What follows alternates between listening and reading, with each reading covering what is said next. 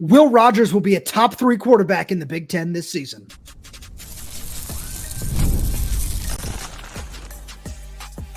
You are Locked On Huskies, your daily podcast on the Washington Huskies, part of the Locked On Podcast Network, your team every day.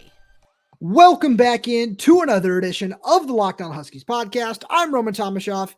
That's Lars Hanson. He's site editor with Athlon Sports Inside the Huskies. I'm the site editor with Huskies Wire. Thank you for making this your first watch or first listen of the day, as we are part of the Locked On Podcast Network, your team every day. And today's episode is brought to you by FanDuel. Make every moment more as playoffs wind down. The sport stops sporting like you want them to. But this summer, FanDuel is hooking up all customers with a boost or a bonus daily. That's right. There's something for everyone every day, all summer long. Visit FanDuel.com to get started. Lars, we got a really fun Monday for all day everydayers today. We're going to be getting into some updates from the Luau at the lake. Sounds like a lot of good things are happening. You know, we sent a little notice to our Locked On Huskies insiders about some things that could be coming down the pipeline. We got a whole bunch of updates because you were out in Indianapolis at Big Ten Media Day. Before we get to those, we've got to talk about Will Rogers, because the more we look at this quarterback just situation in the Big Ten as a whole, Will Rogers has the potential to be a top 3 quarterback in the conference this season. Again, the key word there is potential. I don't think he entered the season as, I know there's no question he's a top 5, but when you look at the other thing to consider is Will Rogers is coming in, heralded, 12,000 plus yards passing in the SEC at Mississippi State. We know who Will Rogers is. The problem is we haven't ever seen Will Rogers in Jedd Fisch's offense.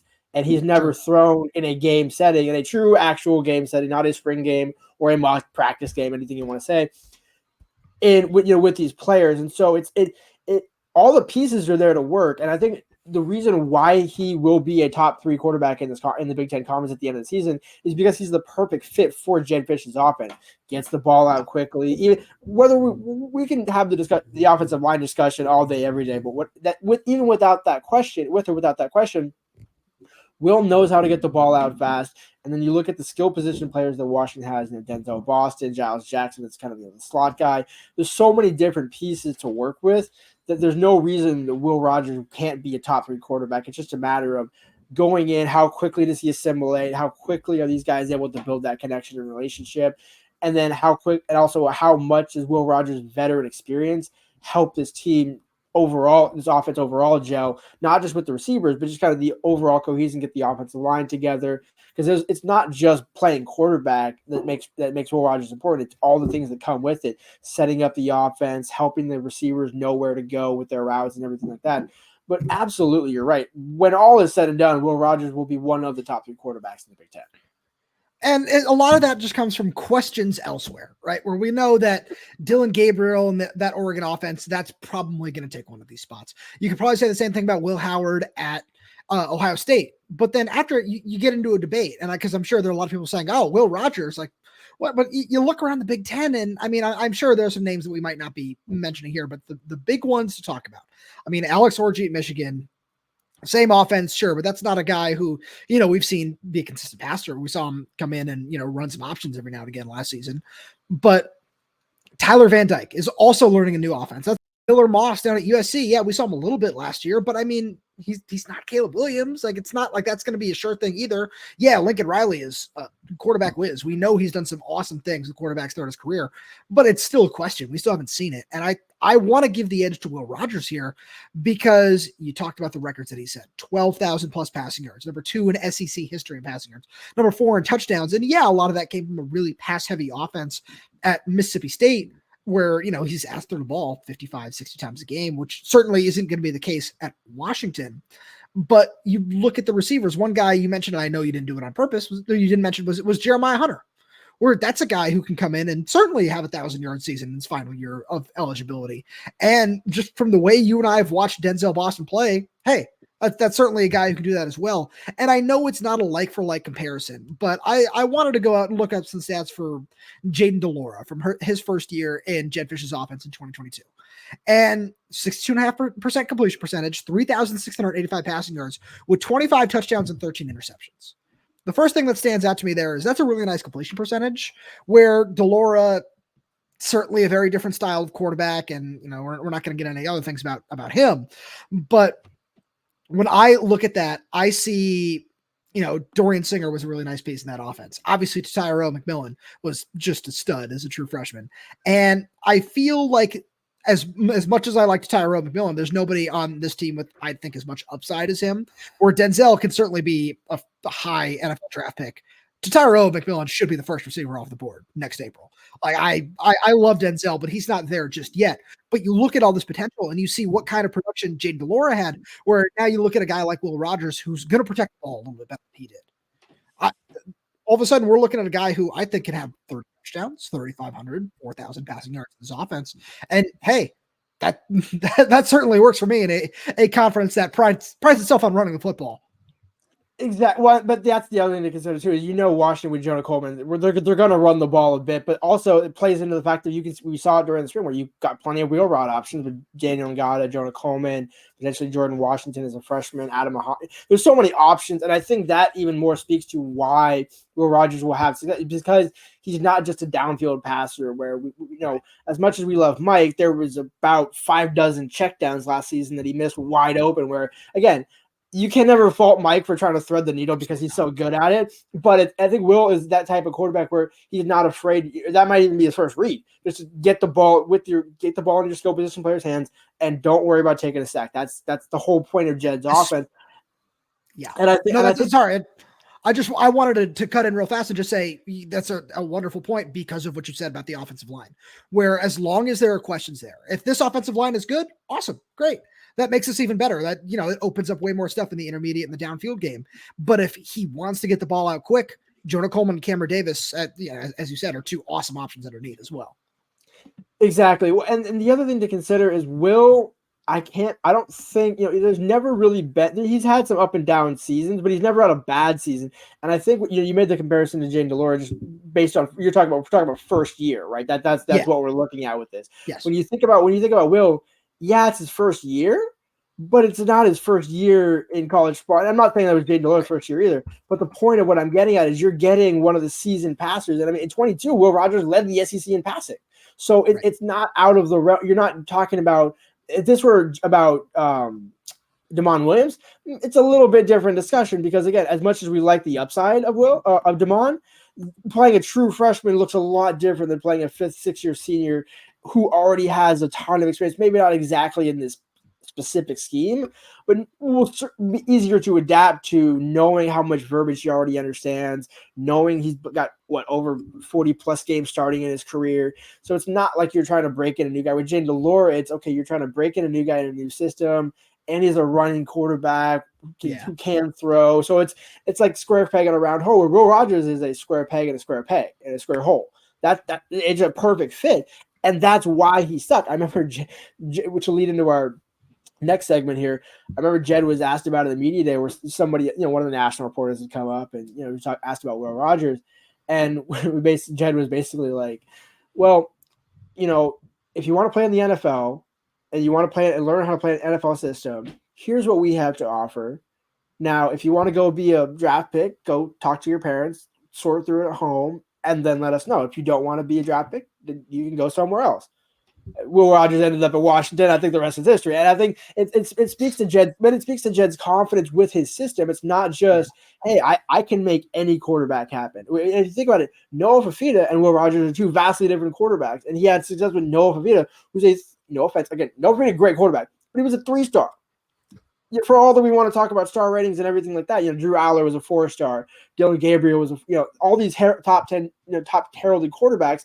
And then you have Jedd, who just, give me any quarterback, and as long as I have a semi-decent offensive line and skill talent, we're cooking. Now, I think Arizona was a little bit different when you look at Will Plummer and all that, but that's why it's even more important to have such an experienced guy under center year 1. Yeah. No, I really like where you're going with that. And as you said, there are so many things that we need to get to from Big Ten Media Day. And we'll get there right after a message from our friends over at Ibotta. It's summertime, which means it's barbecue season. Stock up on all of your grilling favorites and earn cash back on every purchase when you use Ibotta, so you won't have to choose between burgers or hot dogs. You can get both. Ibotta is a free app that lets you earn cash back every time you shop. You can earn on hundreds of items from groceries to beauty supplies, even toys, so you can make sure you're beating inflation no matter what you're purchasing. Other apps give you points that don't amount to much. With Ibotta, you earn cash back that you can withdraw to your bank account, PayPal, or gift card. Simply add offers in the app, upload your receipt, and the money is yours. Right now, Ibotta is offering our listeners $5 just for trying Ibotta by using the code LOCKDOWNCollege when you register. Just go to the App Store or Google Play and download the free Ibotta app, start earning cash back, and use code LOCKDOWNCollege. That's IBOTTA in the Google Play or App Store, and use code LOCKEDONCollege. And we've also got a message from our good friends over at Factor. Warm, sunnier days are calling. Fuel up for them with Factor's no prep, no mess meals. You can meet your wellness goals in time for summer thanks to the menu of chef-crafted meals with options like Calorie Smart, Protein Plus, and Keto. Factor's fresh, never frozen meals are dietitian approved and ready to eat in just 2 minutes. So no matter how busy you are, you'll always have time to enjoy nutritious, great tasting meals. And that's great for someone like me. I love the Protein Plus option. For somebody, I try to hit the gym 5, 6, even sometimes 7 days a week, and I don't always have time to fuel up the way that I should. And Factor's Protein Plus is super helpful for me. With 35 different meals and more than 60 add-ons to choose from every week, you'll always have new flavors to explore. You can make your day delicious from breakfast to dessert. Stay fueled with easy, nutritious options. You can treat yourself to restaurant-quality meals that feature premium ingredients like filet mignon, shrimp, and blackened salmon, and you can enjoy effortless support for your lifestyle. You can choose from 6 menu preferences to help you manage calories, maximize protein intake, avoid meat, or simply eat well balanced. You can head to factormeals.com/LockdownCollege50 and use code LockdownCollege50 to get 50% off your first box plus 20% off your next month. That's code LockdownCollege50 at factormeals.com/LockdownCollege50 to get 50% off your first box plus 20% off your next month while your subscription is still active. Oh, Lars, you got so much stuff to get to from Big Ten Media Day. Before we move on, one thing, though, that I wanted to say is I wanted to spend 30 seconds on Drew Allar and his potential, because I personally feel that Drew Allar in this really odd 2025 quarterback class is somebody that has potential to be a first-round pick, where people are going to look at his upside and they're going to see Josh Allen. But I don't know how much he's going to tap into that this season, which is something I'm really curious about. I just want to make sure we got that in there because he's a really talented guy who I'm a huge fan of, and I'm really high on him. But I want to see him reach his ceiling before I can put him in that top 3 conversation. And with Will Rogers, career accolades at this point, he deserves to be in there. But we got to keep going here, and you have so many other updates from Big Ten Media Day. What are some of the things that you were hearing out there? Well, let's just start right there. We're going to have that answer on November 9th. When Washington goes to Penn State. And guess what? The one thing that was revealed by Jonah Coleman and Camp Vicky Alanen, Washington asked for the whiteout game. Whoa. They wanted that game. Apparently, that's so awesome. So apparently it was originally, again, take it for what it's worth. This was coming out of players' mouth. And I'm not saying players are lying, but just, this is what was said, that it was originally going to be a big noon kickoff game. And Washington wanted the whiteout. So if that gives you any indication of what that game is going to mean, and honestly what it says about Washington going into the Big Ten, not being afraid to have the biggest arguable game in the Big Ten schedule in the regular season in terms of what that game usually means in the season when you're talking about, the whiteout game and what it represents. Yeah. The Mwamba, all of that, and going into experience that in year one. And if you think about whether or not Jonah Coleman and some of these guys end up leaving after the season, if Washington goes 8-4, 9-3, a really good season, they go off to the NFL. Those guys also want to have that foundation laid, is to say, hey, you know what? We were the first group that came in and we won in the whiteout game the year one. So now you guys got to uphold that legacy, where you're talking about this offense and this team. The legacy is now going to a national championship game. Now, we all don't expect them to go to a national championship this season. It's well documented, all that. But it's proven in this era of college football, Washington can make a big national championship and a New Year's Six bowl game and win a New Year's Six bowl game. So now you have these lofty expectations to uphold. Why not go and chase the biggest fish in the world? And to your point, is Penn State a gettable team? Absolutely. Is it a guaranteed win? Maybe, probably not. So I'm not by no means a guarantee, especially going all the way to the East Coast. and playing that game at night. But if that gives you any indication of the mentality that Washington is going into the season with, that to me is a very, very telling sign. Oh, I couldn't agree with you more. I love that attitude. I love that mindset of we want all the smoke. That's awesome. I think that's so much fun. So Lars, one thing you mentioned to me before we hit record here that certainly needs to be mentioned is you talked about a potential 2-man battle at left tackle between Maximus McCree and Soane Faasolo, where I'm really intrigued by that. The one thing that I really want to see from this is I got one thing for each guy. With McCree, it's okay. What do you look like after a year off? I feel like that's obvious. And, he's listed a little lighter. He's listed at, I believe, 272 last I checked. And I'm sure he's going to be a little bit heavier than that by the time, we get out there for practices and in the middle of the week. But I want to see what that looks like because he's a really good mover. I really like that on his film. And I don't think he's going to be able to survive 275, 280. So if he can get up to 290, I'd feel better about that. But on the other side of the coin, I'm curious to see what Soane Faasolo looks like because it felt like there was a little bit of an overwhelm. Like he just was a little overwhelmed at points in the spring to no fault of his, where there was so much going on and there were so few healthy linemen that he had to play left tackle. He had to play right tackle. I feel like I saw him inside at times too, where he was trying to learn so many different positions at the same time that it was kind of like, all right, I feel like I need to just pick one spot and stick there. And if he can show that because he's up to 290, 295, whatever he is now, where at that weight, if he can show that he's got improved hand fighting technique and that he's just a little bit more refined on that side of his game, I feel like he's got a good shot. And I've been, the number one guy pushing Justin Hilkema into this conversation because of his elite size and because he really does look ahead of his time in terms of just being a true freshman and where he's at in terms of just some of his technique stuff. Our buddy Ben Glassmeyer wrote a great piece about that over on Huskies Wire. And I think that he's somebody you can't rule out of this conversation, but obviously you want to go with experience first. And if a true freshman comes in and wins the job, awesome. That's great. That shows you've got depth. That shows you've got talent. But I'm just really curious how that particular situation is going to turn out. Yeah, so I mean, you also have to think back to what Devin Hyde said is where Soane Faasolo played basketball. So you can imagine with that 6'8" frame, now that he's gotten a little bit bigger than he was last year and certainly in spring camp as well, he might carry the edge in that regard. But at the same point, it's why you bring in somebody with veteran experience, not a ton of experience, most of it at the JUCO level. But one thing I talked to Mike Loxley, Maryland's head coach, at media day about it, was able to get him a quick question in there after he was off the podium, and I asked him what the expectation was for Max when he came into Maryland, and he's like, "Well, we don't bring in JUCO guys just to ride the bench. Like, if you're coming in, you're coming in to start." So with that in mind, and you compare it and you balance that out with, well, he hasn't played football in 18 months. To your point, what is it going to look like? I think it also could be, if you think about Jedd's not quick pace offense, but having an athletic lineman isn't the worst thing. And I'm not saying Soane is not athletic, but having a guy who's maybe a little bit lighter isn't the worst. If he can get it to like 285, I think that could be a good catch weight. Sure, that's fine. It's not ideal. You ideally want 295, 300, whatever you want to call it. But if he can play physical at that high of a weight, that'll be good enough for me. The question is, will Soane and his youth end up being able to push him enough? But the other thing too, I think you have it's a 2-horse race, is it says Soane wins the battle. You still have a veteran McCree who's right behind him. No disrespect to Justin Hilkema, because again, I like him as well. But at least going into year one, you look at it and think, okay, well, if Soane struggles week 1 or 2, boom, we just put Max right in there and call it a day, right, because we know he was almost there at the end of fall camp. But we're giving the edge to Soane because we're not afraid to play young players, and it's also Eastern Michigan, or Weber State, I should say. So I like where you're going with that. And I think one thing that I'm really curious about with it is how much of a rotation are we going to see? Like, I think that's one thing that, again, once we get out there and get to practice, we're going to be able to watch a little bit more of what it might look like with first team reps and second team reps and things like that. But I have a feeling that it's going to be pretty split for a while.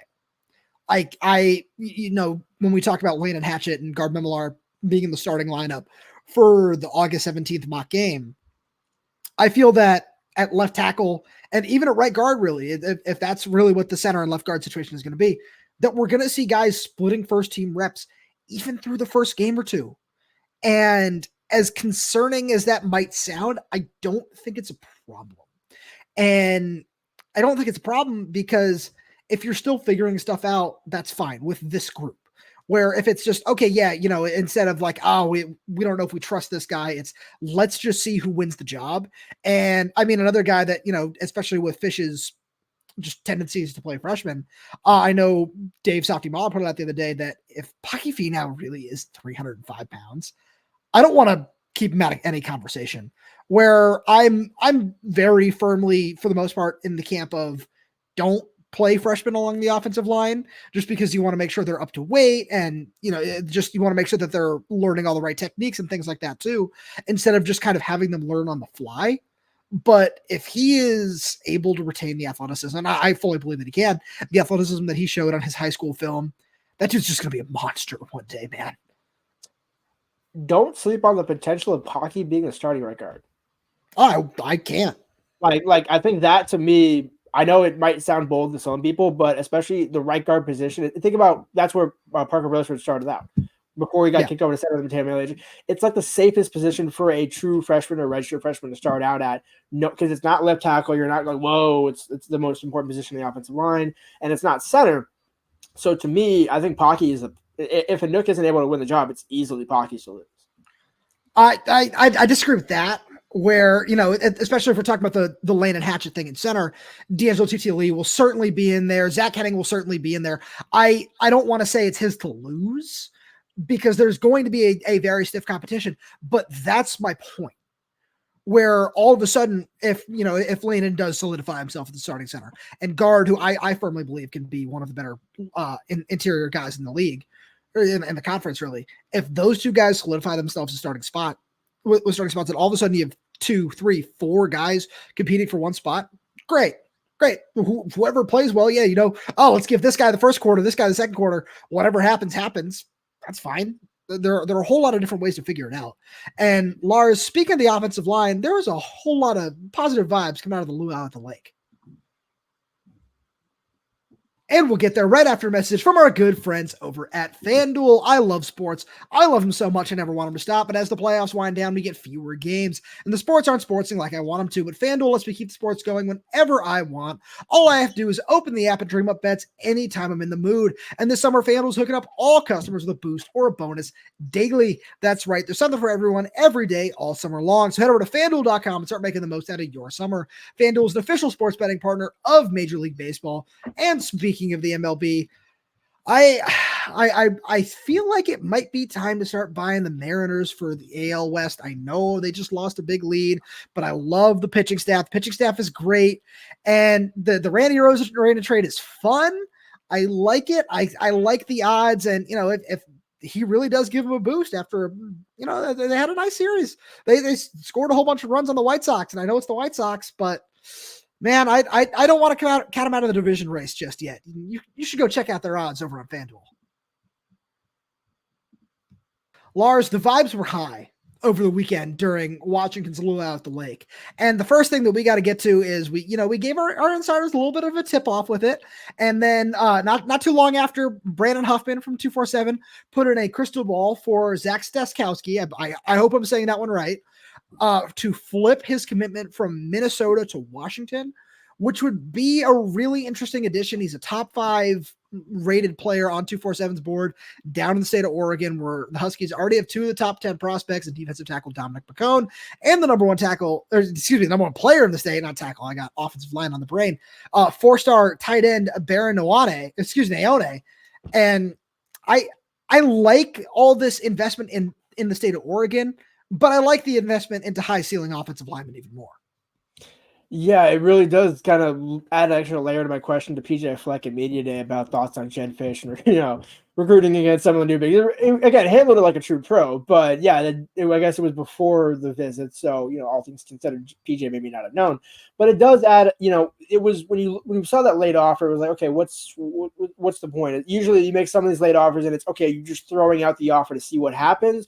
Or is this a guy that you think you can actually close on? And it really seems like under this staff, they only offer those guys if they think they can close. Where we talk about the Ramon Adams offer, we're like, why? Texas Tech commit, middle of nowhere, why? Well, a month later, look what happened. Same thing with Zach, where you look at this, where they offer him last, it was about a week or 2 ago now. Yeah. And And it was I think it was one of those where you look and that immediate, the size and athleticism, it just really pops off the charts. And when you look at what this offensive line class needs, you already got 3 or 4 guys, and you're just looking to add, some depth and kind of future projectability. And anytime you can go in the state of Oregon when you already got 2 or the 3 guys that you already mentioned, that even more just kind of drives home, what we already got the guys we want in Washington with Lowe and Cohen Rusa, and obviously the defensive guys as well. But just sticking with the offensive line, you already got Lowen, so now let's go out to Oregon, see if we can get a Minnesota flip. And think about that. When you're talking about Washington going into the Big Ten country, flipping guys from other Big Ten schools and having already beat Minnesota for Donovan Robinson a few months ago, it really does lend credence to Jedd saying, hey, we're not afraid. Even if it's a 3-star guy that might be committed elsewhere, we don't care. We're going to go get him. The interesting thing is to be, can Jedd have that same energy when it comes to holding off some of these guys? Because right. If Washington has a successful season, some of these guys are going to be targets to get flipped elsewhere. But I don't think if I'm Washington, I'm that concerned about that, because these guys have already made it clear whenever they seem to come up to Washington, rarely do they leave and not come back as a commit. That just seems to be kind of the moral of this class. Yeah, I certainly agree with you. I know the May 31st weekend might beg to differ. Where that wasn't. I don't disagree with what you're saying though, and it's really curious how I think all this turns out. Where the vibes are really high. I've heard nothing but positive things. There were a whole lot of big visitors on campus. One that I really like is 2026 cornerback RJ Sermon from down in California. That kid can play, man. I absolutely love his film. And I think just the more that we look at what the staff is doing in terms of its long-term plans, it almost feels like they're playing college football 25 in a way, which I mean, I know it sounds silly to say it that way, but they don't necessarily care about positional value or what the room looks like right now. It's what recruiting should be. It's we're going to go out and we're going to get a whole bunch of talent and we're going to try to get as much of it as we can in the boat. And then we're going to let it play out once they get to Washington, which is wonderful, which is awesome, which is exactly the way that it should be. And I like the way that it worked out. I love the relationships that they're building down the line. I've heard so many positive things. There are some guys that it sounds like were there that might not want it out there publicly just yet, but there were some big time visitors over the weekend.